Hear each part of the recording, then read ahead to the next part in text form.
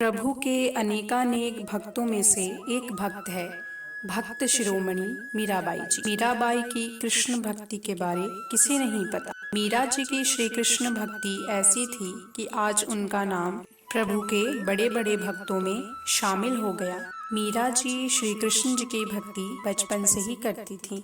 वे उनको अपने पति रूप में मानती थी। बचपन में मीरा जी के दादाजी उन्हें श्री कृष्ण जी के लीलाएं तथा कथाएं सुनाया करते थे। इससे मीरा जी की भक्ति श्री कृष्ण के प्रति और भी बढ़ती गई। समय बीतता गया, मीराबाई बड़ी होती गई। वे अन्य युवतियों के जैसे अपने पति को लेकर विभिन्न कल्पनाएं करती, पर मीरा की कल्पनाएं साधारण नहीं थी।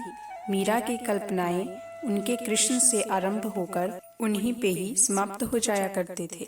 समय के साथ उनकी कृष्ण भक्ति बढ़ती गई और उनके परीक्षाएं भी। मीरा का विवाह मेवाड़ के राजकुमार भोजराज से कर दिया गया। मीरा का विवाह भोजराज के साथ हुआ था, पर उनका मन और आत्मा श्री कृष्ण के चरणों में ही लगा रहा। प्रभु की कृपा से भोजराज मीरा जी की श्री कृष्ण भक्ति और प्रेम को समझते थे। समाज की नजरों में भले ही वे पति पत्नी थे, पर उनका निजी संबंध गुरु और शिष्य का था। भोजराज अक्सर मीरा की भक्ति में उनका सहयोग किया करते थे। भोजराज तो मीरा की कृष्ण भक्ति समझ गए थे, पर उनके परिवार वालों को उनकी भक्ति रास नहीं आ रही थी। जब मीरा प्रभु भक्ति में खो जाती और साधु संतों के टोली में नाचने लगती, तो उनके ससुराल वालों को ये सब देखकर बहुत बुरा लगता था। मीरा की भक्ति उनके ससुराल वालों को उनके कुल की बदनामी लग रही थी।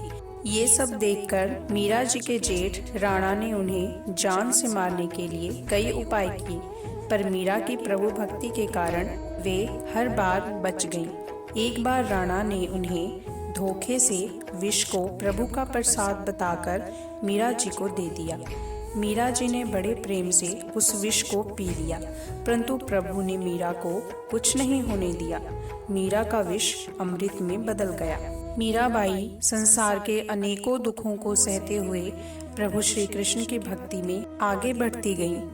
मीरा जी ने अपना पूरा जीवन श्री कृष्ण जी को ही समर्पित कर दिया।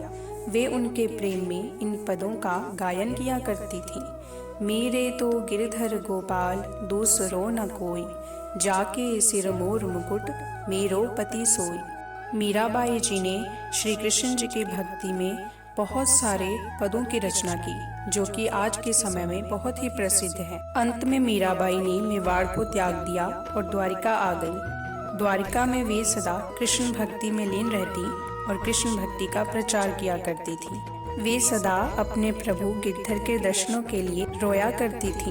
वे हर क्षण प्रभु से यही विनती करती कि वे उनको अपने पास कब बुलाएंगे। एक दिन मेवाड़ से कुछ लोग मीरा जी को वापस ले जाने के लिए आए। मीरा जी उनको देखकर कुछ देर शांत रहीं और उनसे कहा, आप कुछ देर यहाँ प्रतीक्षा करें, मैं अपने प्रभु से आज्ञा लेकर आती हूँ।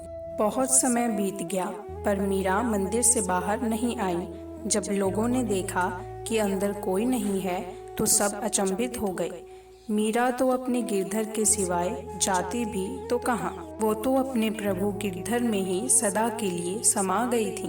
भक्त शिरोमणि मीराबाई अपनी कृष्ण भक्ति के कारण इस संसार में सदा के लिए अमर हो गई। ऐसे प्रभु के महान भक्तों से हम यही प्रार्थना करते हैं कि जैसे इन्होंने अपने प्रभु को पाया, वे हमें भी अपनी भक्ति का एक छोटा सा अंश प्रदान करें, ताकि हमारा भी कल्याण हो सके। भले ही हम ऐसी प्रगाढ़ भक्ति नहीं कर सकते, पर ऐसे भक्तों का आशीर्वाद और प्रभु की कृपा हो तो असंभव भी संभव हो सकता है।